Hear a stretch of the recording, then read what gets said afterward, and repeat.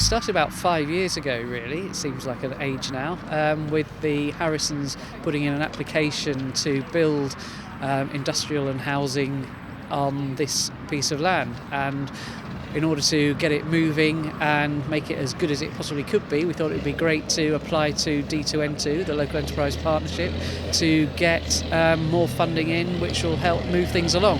And after 5 years, we've got to the point where D2N2 have finally said yes. And this is a partnership, isn't it? It's very much a partnership approach between the District Council, the Harrisons, who are the landowners and developers, but also the County Council, because it's a highway scheme for the roundabout and the road, and also the Local Enterprise Partnership themselves, who are putting in £1 million. And talk about the scale of this site, because it's pretty significant. It is. As far as the district of Derbyshire Dales is concerned, it's our biggest site by far.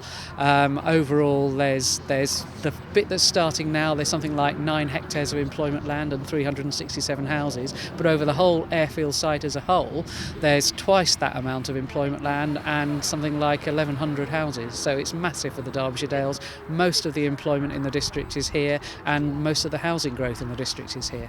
You say most of the employment's already here. I mean, how many jobs? There's about 2,500 jobs. The airfield's got 70 odd employers. It's got some of the biggest employers in the district, including Moy Park, Trow Nutrition. It's also, of course, got our the Vital Earth plant, where all the food and garden waste on the district goes as well. Now, this particular site, I think, is going to be the site of the roundabout. And so, when does that happen? Well, the roundabout is going to be kicking off construction in the next couple of months. The roundabout's key because it provides the capacity to open up the whole of the airfield site. Even though there's only phase 1 starting now, the roundabout provides enough sort of traffic capacity for the whole of the future development to come off the A52. So it's been really key to get that going, and for the link road, which accesses all the employment land as well. And when will we see commercial units actually built here? Well, the Harrisons are hoping to get commercial units starting within the next year. So there's going to be employment use. They've got active inquiries at the moment from businesses who are desperate to get space, because the airfield is a big site, but the current industrial estate is bursting at the seams. People are desperate to grow. A lot of hard work's gone into this. I want to first of all pay dedication to our officers who've put a tremendous amount of work in. Also, thanks to Derbyshire County Council for financially supporting this venture and helping with getting the island in. So it is a red letter day, Jim, absolutely. And this is going to be the business park expansion just over your shoulder. Yes, as you look over my shoulder, there's Vital Earth, so that's where the business units will start, and then culminating in a lot of houses going in.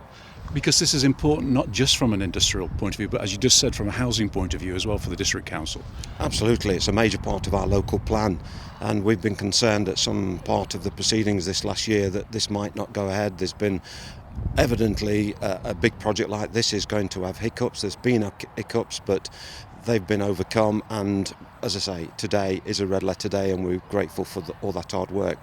So I've recently held meetings with traders in Ashbourne High Street because of their concern at the loss of High Street shop. So I'm hopeful that this will bring business back into Ashbourne. So yes, houses means business, business means people, people means spend. Now, this is a massive site, Paul. How long has it been in your ownership?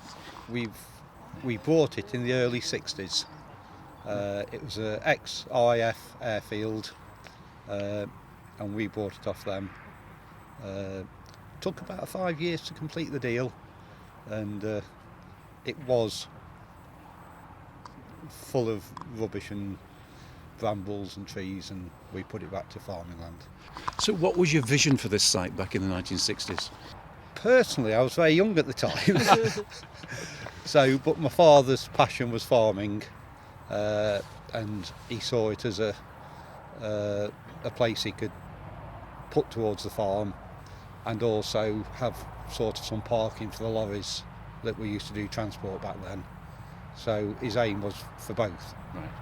And Joe, that aim has changed now, hasn't it? Just a little bit, yes.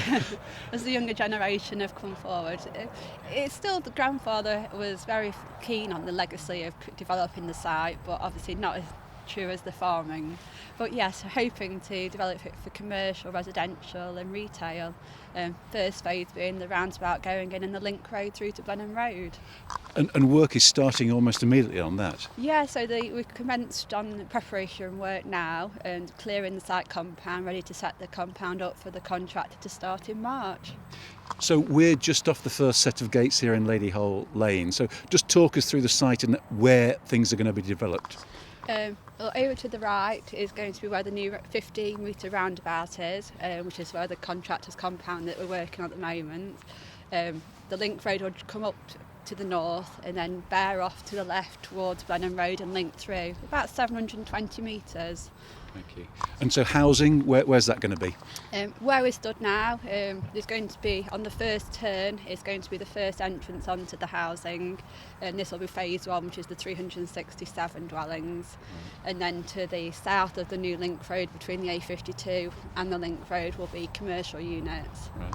And Paul, are you excited that something's happening after all these years? After all these years, a lot of hard work, we are over the moon that it's moving forward.